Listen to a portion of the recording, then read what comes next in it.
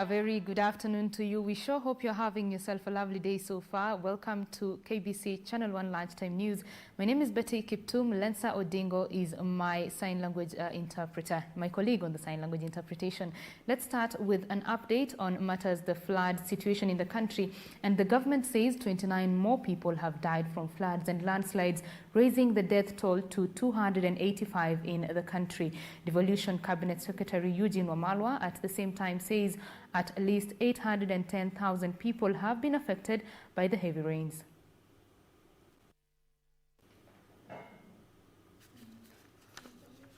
According to Wamalwa, the government will embark on rehabilitation of destroyed infrastructure before the onset of the October rain season. Environment Cabinet Secretary Keriako Tobiko, on his part, says that the government has set aside 3 billion shillings to mitigate the effects of floods in the country. As of midnight last night, the total number of lives lost have risen from 256 to 285. And also the number of people affected has risen to 810,655. This is just a part of the effects of these heavy rains that have been ongoing, but we also have acreage in terms of crop loss in many parts of the country. The President has announced that the sector, broadly, and appreciating the importance of environment and nature, will get about 3 billion Kenya shilling out of the stimulus package. That should be one to mitigate on the impact of deforestation, climate change, and provision of water to the ASAL areas, flood control. Currently, the soil moisture is quite high. The river levels are quite high. And so we are likely to experience occasional mudslides and flooding. If you recall, yesterday there was a case of flooding in Lamu. Later today, we'll release the forecast for June, July, August.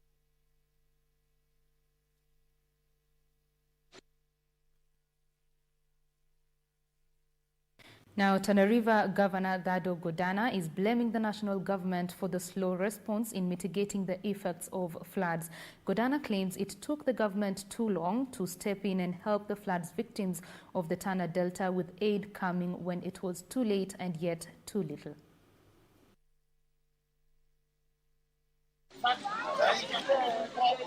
Tana River County currently has over 48,000 residents, of who have been displaced by floods.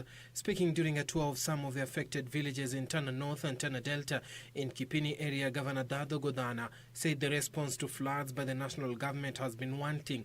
We really appeal to national government to now come down from the 24 floors, come down from the high towers that they're living in. They come down to Tana. We sit together.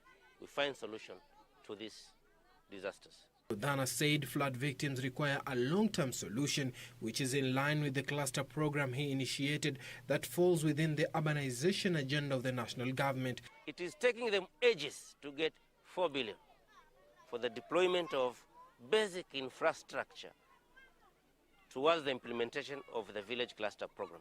He said the idea is to bring together like 4 villages to become a small town to move away from the rural setup. The governor said there are fears of an outbreak of cholera as the hygiene in the villages is wanting. The outbreak of cholera and other related diseases, apart from the COVID-19 we are talking about, is very inevitable. Very inevitable. Suleiman Yeri, Channel 1 News. Moving to health matters now. Health experts in Kenya are warning of a possible rise in stillbirths amid reports the number of women attending antenatal clinics has reduced significantly for fear of contracting COVID-19 disease. Speaking in Kajiado County, the experts regretted that most expectant women in the area have turned to traditional midwifery services, posing great danger to themselves and their unborn babies. Purity Muse reports. As Kenya and the rest of the world reels from the devastating effects of the COVID-19 outbreak, pregnant women afraid to contract the infectious disease in hospitals have opted to deliver their babies at home, with experts warning it is a dangerous trend. Tumeshuhudia kwamba kina mama wengi hawajaweza kufika hospitali hasa kupata huduma za kina mama. Ni kwa sababu wakati hili janga limepata dunia nzima na Kenya na katika jamii letu, kumekuwa na kuhakikisha kwamba kila mtu anakaa nyumbani. Kwa hivyo kina mama kufika pale hospitali hawajaweza kufika. The antenatal profile, we used to serve like 10 to 15 mothers per month, but right now we are having like a low number of less than 5 per month. Statistics from community health centers show most women in Kajiado County are not seeking antenatal services, and this could derail successes made in reducing maternal and child mortality. Ni hatari sana kwa sababu hawapati ile information ama tuseme wasia kutoka kwa madaktari. Ya pili, kupimwa katika hali yao ya afya hawajaweza kutimiza. Wengine kama zile kliniki zao wamekuwa wakihudhuria zimekatishwa na hii kipindi ya corona. Nalala Community Clinic is a classic example of how the COVID-19 pandemic has changed the way of life. The facility is empty. It has not had patients since mid-March when Kenya confirmed her first coronavirus case. Purity Museo, Channel 1 News. Now, South Africa's President Cyril Ramaphosa has announced that places of worship will be reopened on 1st June with strict guidelines to prevent the spread of coronavirus. Churches, mosques, temples, and other recognized places of worship will be required to ensure worshippers keep a distance.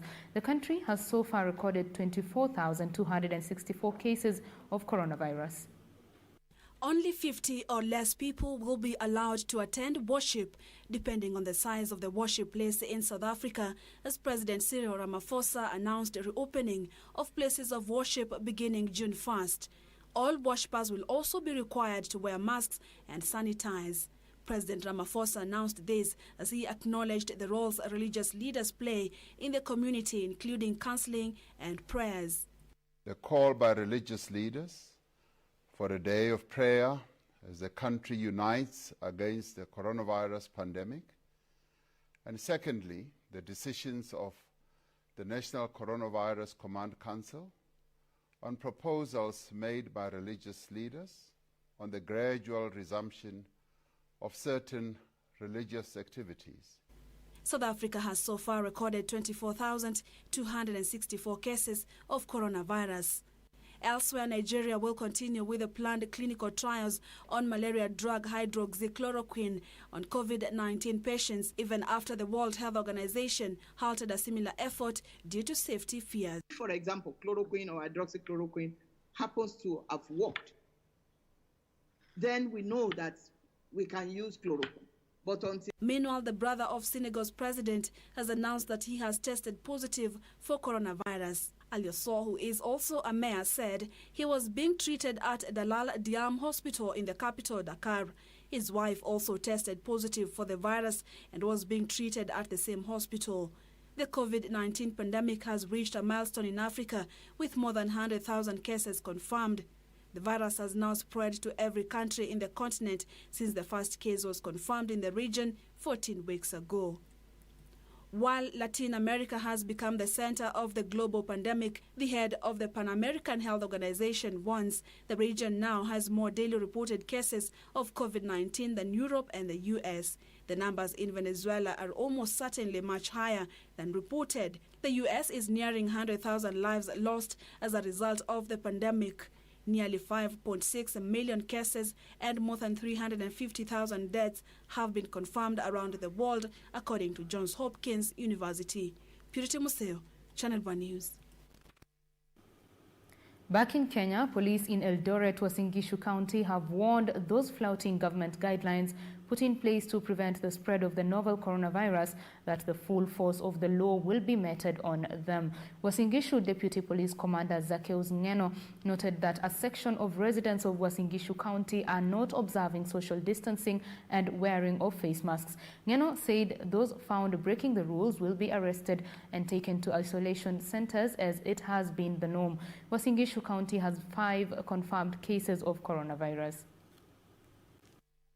Tushapata watu kadhaa wenye watii amri yenye zimepeanwa kama kuvaa barakoa, wengine wafai, wengine wanatangamana pasipo na ile kitu inaitwa social distancing, ama kutokuwa na maanani sana mahali wameketi, na wengine wengi tushapeleka kotini, na wengine tushapeleka katika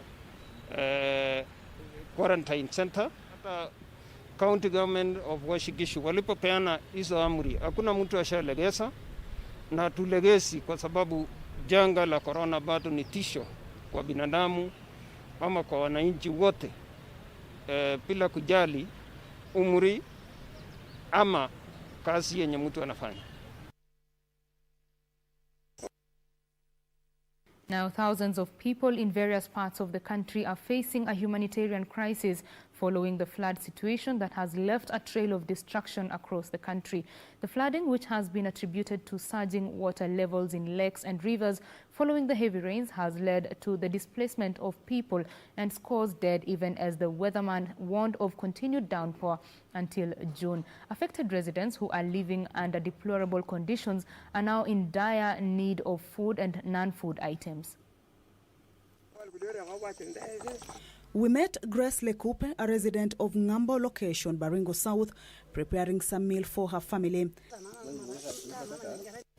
This is what she has managed to get from her unpromising charcoal business that she is now relying on after her farm was flooded.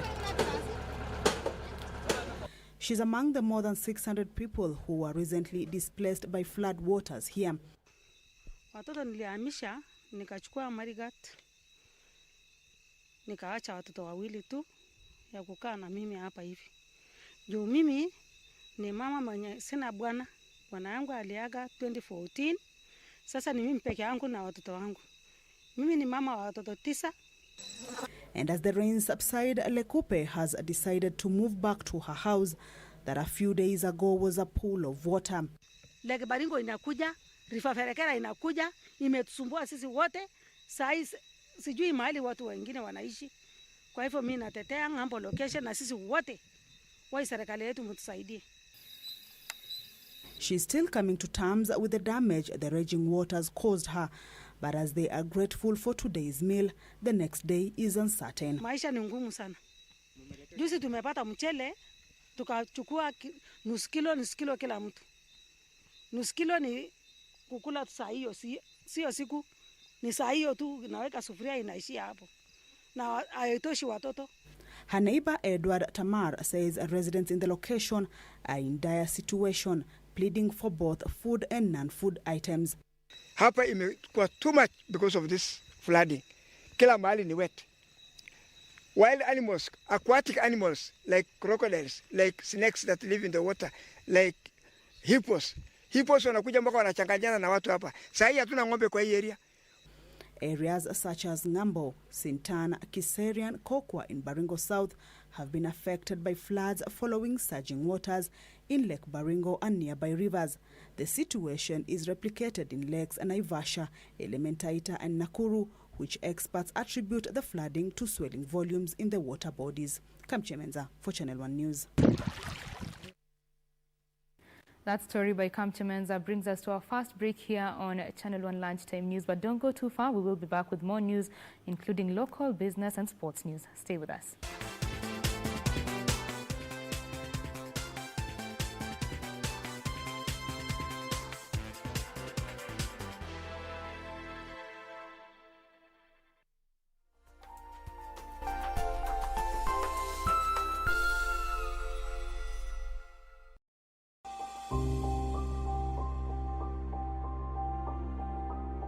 Je, ungependa kujua jinsi ninavyojizuia kuambukizwa au kuambukizana virusi vya korona? Ni rahisi.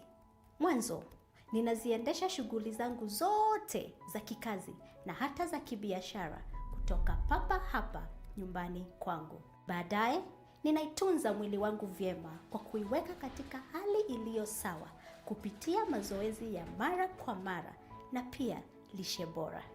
Mwishowe, ninaungana na jamii yangu pamoja na marafiki zangu kupitia njia ya simu au mtandao ili kuzuia dhiki na upweke wakati huu mgumu.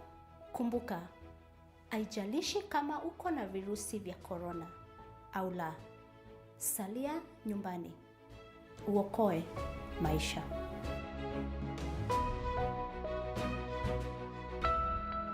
This message has been brought to you by the government of Kenya and its partners. On the next episode of Corner. Have you resolved your thing with Wanjala? The two of you must sort this out. You know Wanjala. I'm talking to you right now. Today's the day. Unajisikiaje? I don't know. Nervous? But wewe usema unapenda ukiwa nervous.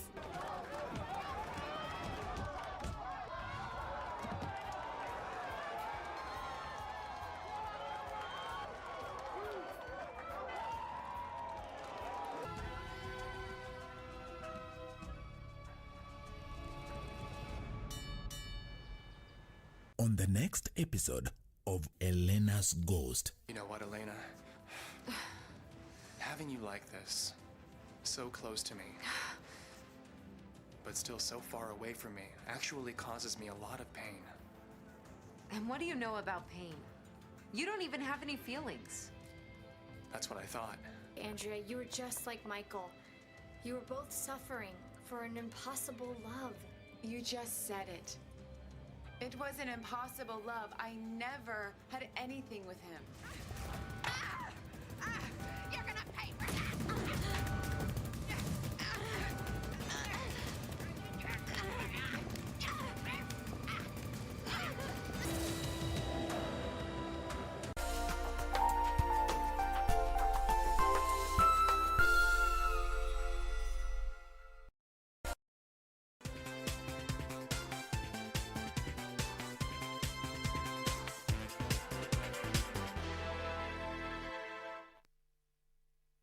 Welcome back. You are watching Channel 1 Lunchtime News. Now, a multi-agency report on effects of coronavirus pandemic on education recommends that schools remain closed until a time when the COVID-19 new cases stabilizes or takes a downward trend. Kenya National Union of Teachers, Universities, Academic and Staff Union WASU and Kenya Human Rights Commission proposes that schools should not reopen until September 2020 and that the national examinations should be pushed to the first quarter of 2021. In the report, the multi-agency team warns that the countries which have reopened their learning institutions, despite observing the laid down guidelines, have continued to witness a rise in new infections of the deadly virus. What is wrong if you take exams in March? Will the world come to an end? No.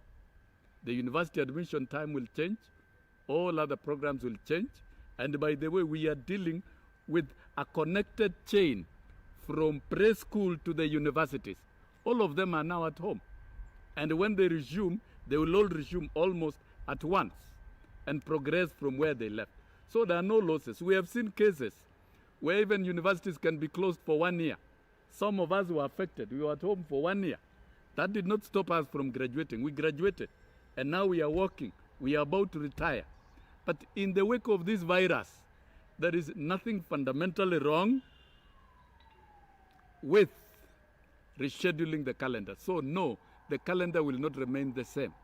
The exams is impossible to be taken in the month of October when children have been at home and when they cannot be in school. The virus is still growing.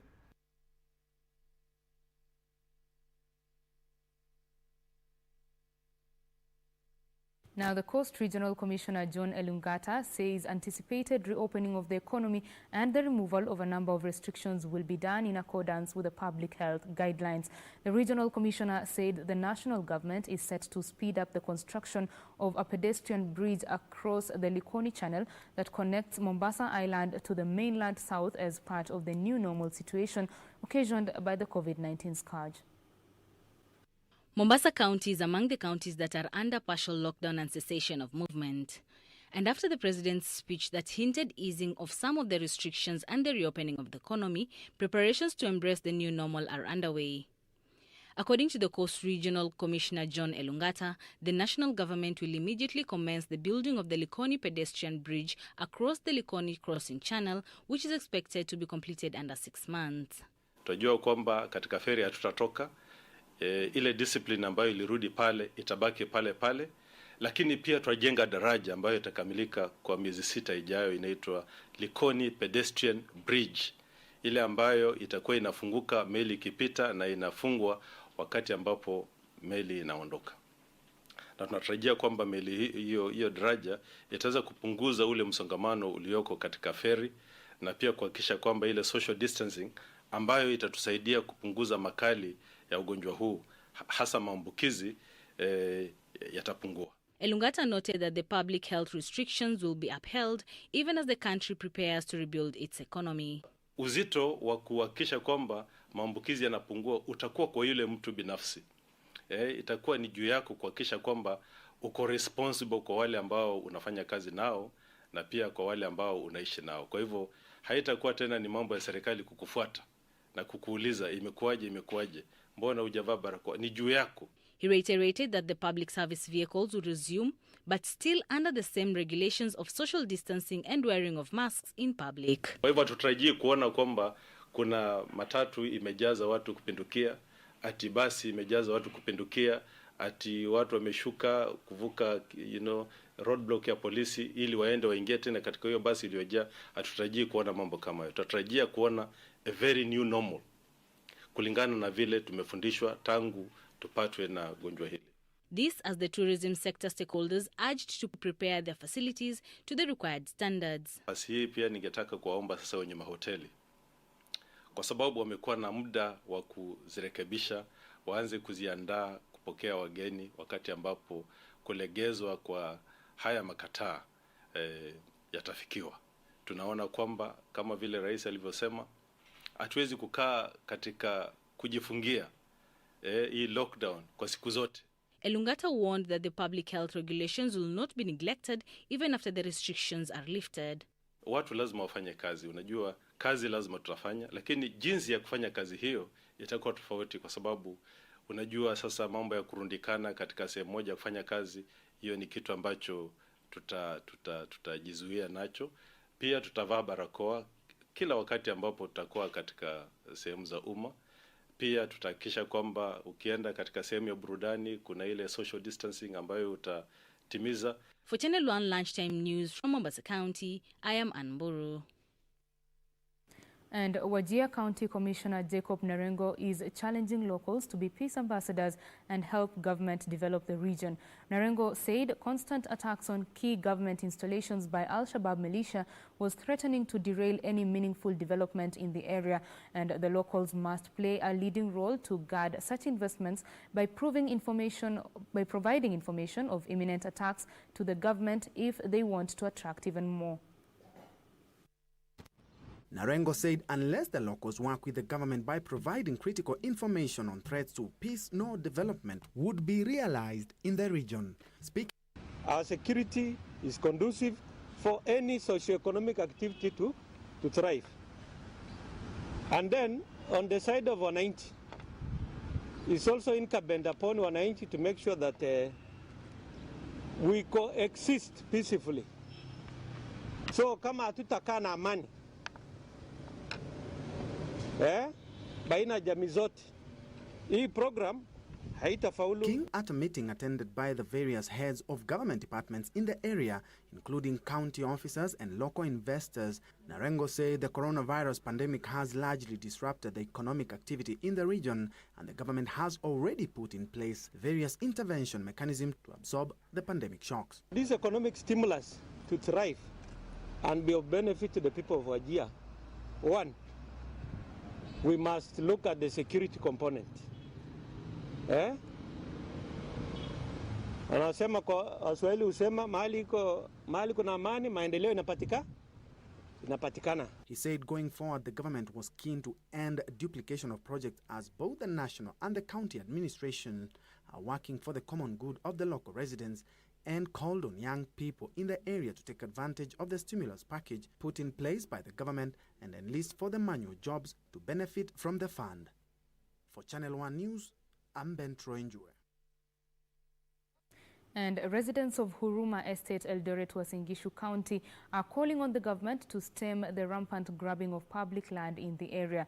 The irate locals staged a demonstration against alleged grabbing of a public land by a private developer, demolishing structures put up by the said developer. Their calls coming even as a section of physically disabled persons in Loima constituency in Turkana County called for the sacking of a police officer accused of abetting land crimes in the area.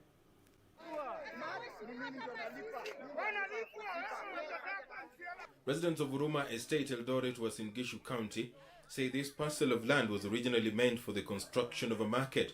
They allege that the land has since been grabbed. Kuna mtu amekimbia akijua kuna pesa imetengwa ya kuja kujenga hapa. Tunataka kumwambia yule ambaye anajenga hapa, sababu wafanyikazi tu ndio wako, yeye aonyeshani uso. Tuko na vijana hapa hawana kazi. Tulikuwa tunangojea county kuja ijenge lockups, vijana wetu waweze kupata kazi, hata sisi tuache kuangamizwa na vijana kwa sababu ya kukosa kazi. Saa hizi ni wakati ya corona. Watoto wetu hawana kazi. Wamechukua advantage kwa sababu iko corona. Hakuna county, watu hakuna kwa maofisi. Ndio wakuja wajenge. They called on the government to rein in on land grabbers in the area, failure to which they will take matters into their own hands. Wakazi washauri tuwe kimoja na tufaitie hii soko yetu, soko isiende kwa sababu hii soko ni sisi tutakayofaidika nayo. In Turkana County, a section of persons living with disability is calling for the sacking of a police officer they accused of being behind illegal land acquisition in the region. Anakuja kunyemelea sasa kunyang'anya sisi disabled, ana shida mjanga na yeye ni mtu wa serikali, na yeye hawa sijakuta baba wao kama anaishi hapa. Ni nani mwingine ambaye amekuja nyuma hii mafamilia tena amekuja kutuletea maneno kama hizi? Kwa sababu familia yana shida ambayo iko hapa sasa, hai watoto ambayo wakuyeta ambayo wako mahali hapa. Tumekaa nao tangu. The group held demos days after Turkana County Senator Malaka Yakad accused the said intelligence officer of plotting to kill him. In Kilifi County, a businessman is appealing on the deputy president to intervene in a tender payment row with a hotel in the region.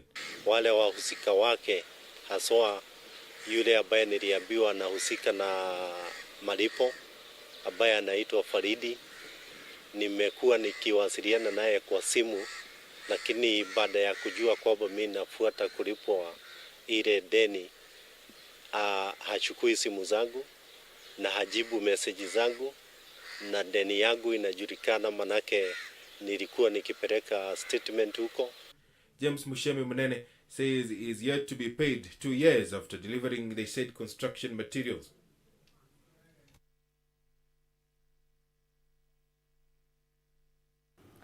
Now, the weekly briefing on matters COVID-19 preparedness of the counties happens every week, and it's happening this week in Kisumu. The Council of Governors Chair Wycliffe Oparanya is currently speaking. Let's listen in on that.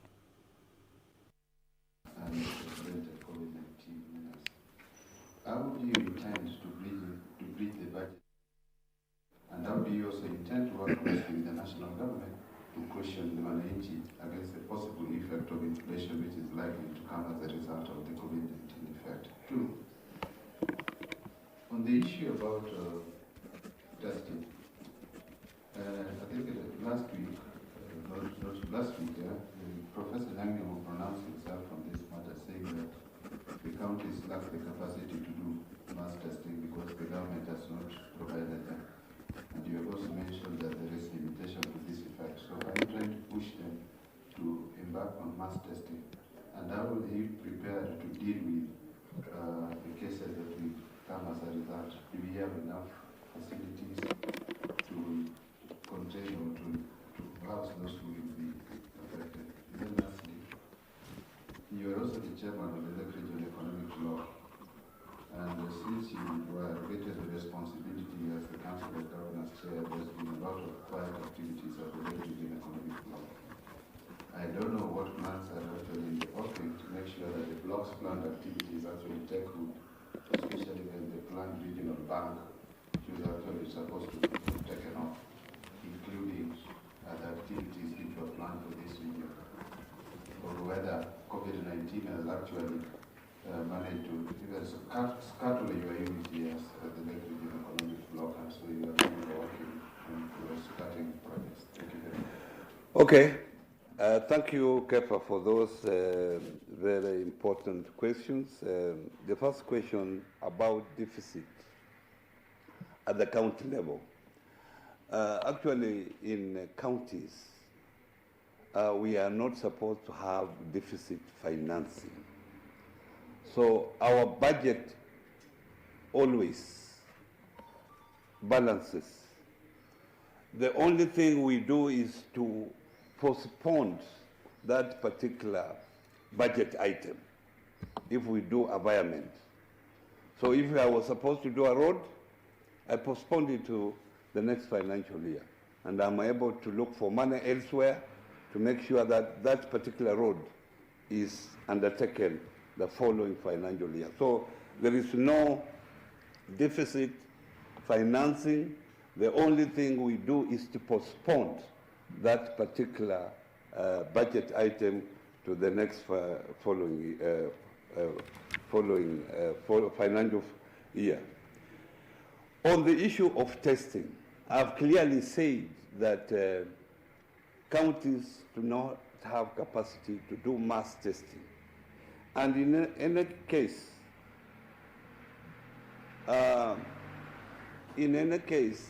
it is very, very expensive to undertake mass testing. The best testing will be targeted, and that's what we are doing. Targeted testing where people are traced or in the neighborhood, people are tested. But so long as that is done widespread, it is likely to bring just results near the mass testing. However, we are told we have to live with this particular virus for some time.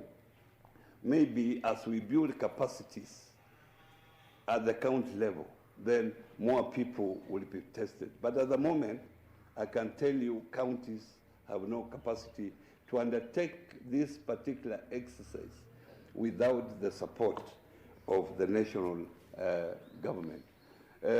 Remember, any testing equipment and procedures have also to be accredited to WHO. So those are some of the issues that have to be followed before actually you move forward and say you have tested people and the results then are credible and respected. Well, that is the Council of Governors Chair Wycliffe Oparanya there, just giving the weekly briefing from the governors on the county's COVID-19 preparedness, and he has categorically put it that counties lack the ability or the capacity to conduct mass testing. He insists that targeted testing will continue, and these will give results that are close to what mass testing would give the counties as well as the country. Well, that story, our reporter Simon Achola will be bringing us a detailed report in our subsequent bulletins. We now move on to other news. Government officers aiding smuggling and trafficking of drugs through Moyale border have been put on notice. Eastern Regional Coordinator Isaiah Nakoru warned that no one will be spared as the government steps up efforts to stop the trade that he says is linked to terrorism. Eastern Regional Coordinator Isaiah Nakoru revealed that within a period of less than a year, the government has confiscated 3,181 kilograms of bang among other drugs with a street value of close to 50 million shillings. Tumeconfiscate hata magari ambayo yanatumika. Wanatumia siku hizi magari kubwa kubwa Brados. Wanatumia magari kubwa ambayo huwezi kufikiria inaweza kutumika kupeleka dawa ama kujihusisha na uhalifu. The regional coordinator further said among the people arrested were government officers who were abating the illegal trade. He noted that the local administration was working well with Ethiopian authorities to ensure the network is dismantled.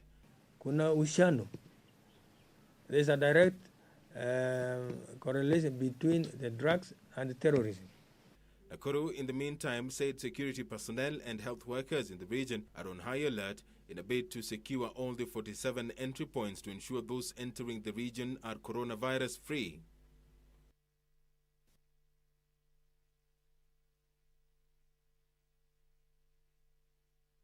Now, Matayo's Member of Parliament, Geoffrey Odanga, has added his voice to calls for the reopening of the economy, but under stringent measures. Odanga says the revival of the economy can be achieved through sensitization of citizens and on the need to observe set health guidelines to prevent the spread of coronavirus.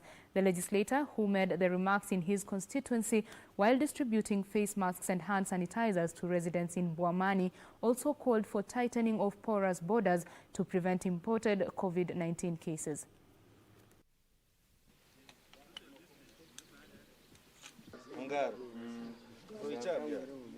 Serikali ifungue uchumi, ifungue taifa, hata shule zifunguliwe. Na mimi ningependekeza kwamba pengine zifunguliwe kwa viwango pole. Kwanza tuhakikishe madarasa yale yote ambayo yalikuwa yanatumiwa kama centers na nini yamesafishwa, yamefanywa disinfection na kadhalika. Serikali yetu inafaa ikae chini, ipange vizuri, tuweze kurejelea hali yetu ya kawaida ya maisha, uchumi uweze kuamka tena kwa sababu mmedorora sana, na watu waelekeze na kutuambia jinsi ambavyo tunaweza kurudia shughuli zetu za kawaida bila kuambukizana.